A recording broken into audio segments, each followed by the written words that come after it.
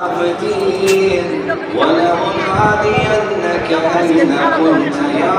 ولي المؤمنين يا غاية آمال العارفين يا غياث يا حبيب قلوب الصادقين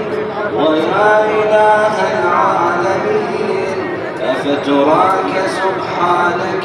يا إلهي وبحمدك تسمع فيها صوت عبد مسلم سجنا فيها بمخالفته وذاق طعم عذابها بمعصيته